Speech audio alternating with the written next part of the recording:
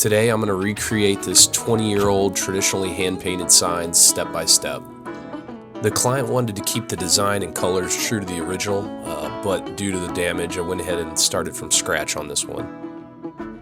And this one had a neat little surprise. So let's get started. I'm fabricating this sign out of a 3/4 inch pre-primed MDO. I used the original sign as a template to trace out the shape and sketch in the portion of the sign that's missing.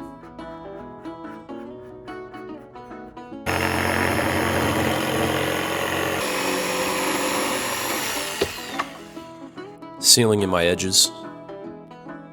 Applying some rubbing alcohol to see through the oxidation, I was able to get a better sense of the original colors. This part's pretty cool. You can already see how bright the original was.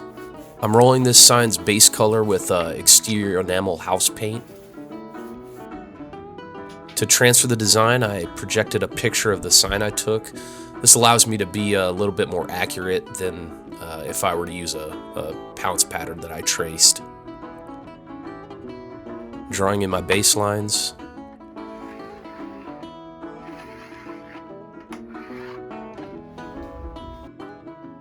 Ready to start painting. For all the lettering and graphics on this one, I'm painting with one-shot lettering enamel. I'll do my best to link all the materials and tools I'm using in this video in the description.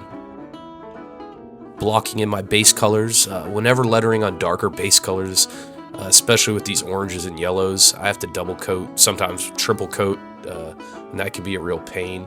One Shot no longer contains lead, which if you've ever gotten the chance to use leaded One Shot, the coverage was incredible.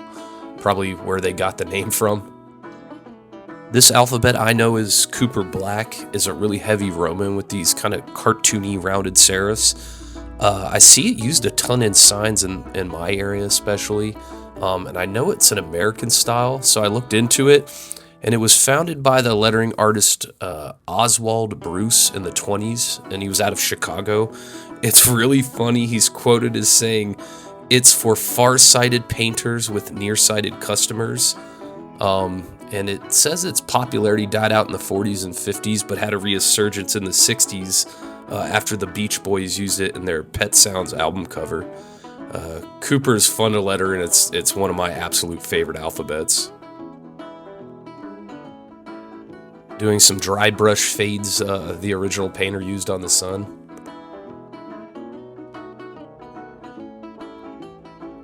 To help speed up the paint in between coats, I used this curing lamp. Really crazy how fast this will dry one shot. It saved me a lot of time. Did my lining with the Mac Virus 2. These things are great. I use them for all my lining.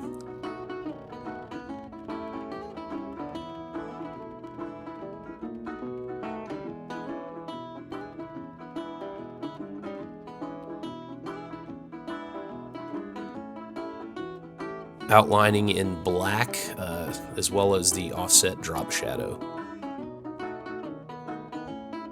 I'm using a Kafka quill to do my lettering on this. I think I used a 6 and an 8 for the larger stuff, and a 2 for this outlining.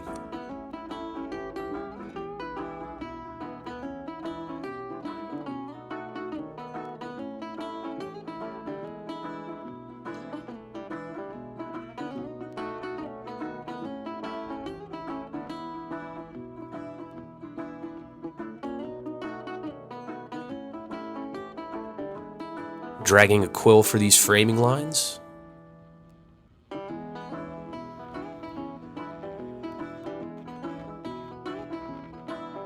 I got so excited when I flipped this thing over. The original has this really quirky Coca-Cola script on the back.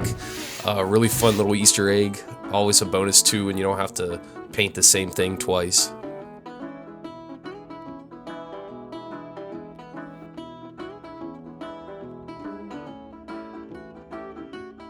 I was wondering if the individual who commissioned it originally was talking with the sign painter and said, "Can we do something like the Coca-Cola logo?" I think that's pretty neat.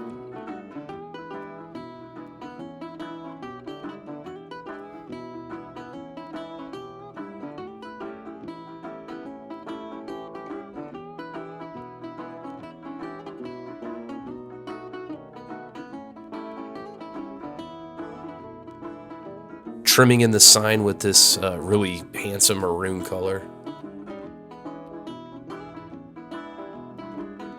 Really happy to have had the chance to keep one of these old signs alive, and excited that I've got a few more lined up. Well, have a nice day, and I'll see you in the next one.